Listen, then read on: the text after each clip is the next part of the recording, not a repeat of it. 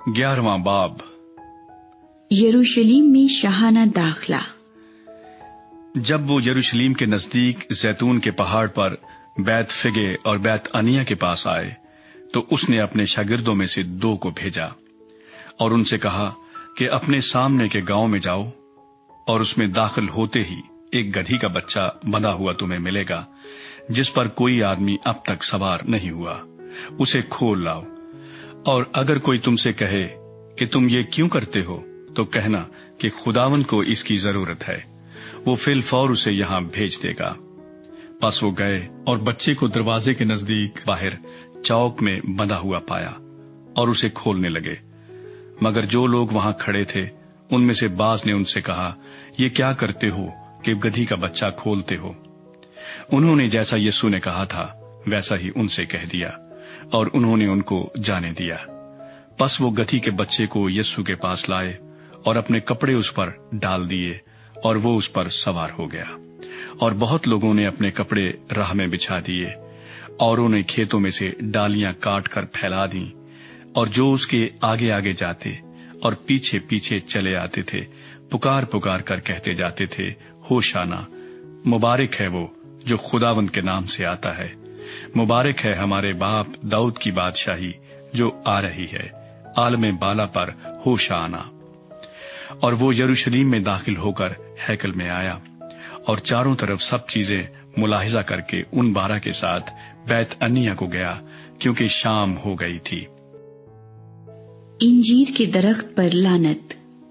दूसरे दिन जब वो बैत अनिया से निकले तो उसे भूख लगी और वो दूर से इंजीर का एक दरख्त जिसमें पत्ते थे देख कर गया कि शायद उसमें कुछ पाए, मगर जब उसके पास पहुंचा तो पत्तों के सिवा कुछ न पाया क्योंकि अंजीर का मौसम न था। उसने उससे कहा, आइंदा कोई तुझसे कभी फल न खाए। और उसके शागिर्दों ने सुना। हैकल में दाखिला। फिर वो यरूशलेम में आए और यीशु हैकल में दाखिल होकर उनको जो हैकल में खरीदो फरोख्त कर रहे थे बाहर निकालने लगा और सराफों के तख्तों और कबूतर फरोशों की चौकियों को उलट दिया। और उसने किसी को हैकल में से होकर कोई बर्तन ले जाने न दिया। और अपनी तालीम में उनसे कहा, क्या ये नहीं लिखा है कि मेरा घर सब कौमों के लिए दुआ का घर कहलाएगा?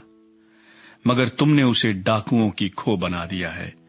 और सरदार काहिन और फकी ये सुनकर उसके हलाक करने का मौका ढूंढने लगे क्योंकि उससे डरते थे, इसलिए कि सब लोग उसकी तालीम से हैरान थे। और हर रोज शाम को वो शहर से बाहर जाया करता था। इंजीर के दरख्त से सबक। फिर सुबह को जब वो उधर से गुजरे तो उस अंजीर के दरख्त को जड़ तक सूखा हुआ देखा। पतरस को वो बात याद आई और उससे कहने लगा, आए रब्बी, देख, ये अंजीर का दरख्त जिस पर तूने लानत की थी सूख गया है। यीशु ने जवाब में उनसे कहा, खुदा पर ईमान रखो। मैं तुमसे सच कहता हूं कि जो कोई इस पहाड़ से कहे तू उखड़ जा और समुद्र में जा पड़ और अपने दिल में शक न करे बल्कि यकीन करे कि जो कहता है वो हो जाएगा, तो उसके लिए वही होगा। इसलिए मैं तुमसे कहता हूं कि जो कुछ तुम दुआ में मांगते हो यकीन करो कि तुमको मिल गया और वो तुमको मिल जाएगा।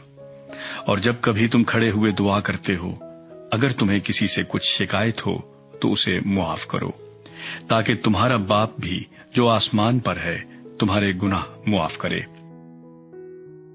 यीशु मसीह के इख्तियार के बारे सवाल। और अगर तुम मुआफ न करोगे तो तुम्हारा बाप जो आसमान पर है तुम्हारे गुनाह भी मुआफ न करेगा। वो फिर यरूशलेम में आए और जब वो हैकल में फिर रहा था तो सरदार काहिन और फकी और बुजुर्ग उसके पास आए और उससे कहने लगे, तू इन कामों को किस इख्तियार से करता है, या किसने तुझे ये इख्तियार दिया कि इन कामों को करे? यीशु ने उनसे कहा, मैं तुमसे एक बात पूछता हूं, तुम जवाब दो तो मैं तुमको बताऊंगा कि इन कामों को किस इख्तियार से करता हूं। यूहन्ना का बपतिस्मा आसमान की तरफ से था या इंसान की तरफ से? मुझे जवाब दो। वो आपस में कहने लगे कि अगर हम कहें आसमान की तरफ से तो वो कहेगा, फिर तुमने क्यों उसका यकीन न किया? اور اگر کہیں انسان کی طرف سے تو لوگوں کا ڈر تھا، اس لیے کہ سب لوگ واقعی یوحنا کو نبی جانتے تھے۔ پس انہوں نے جواب میں یسوع سے کہا، ہم نہیں جانتے۔ یسوع نے ان سے کہا، میں بھی تم کو نہیں بتاتا کہ ان کاموں کو کس اختیار سے کرتا ہوں۔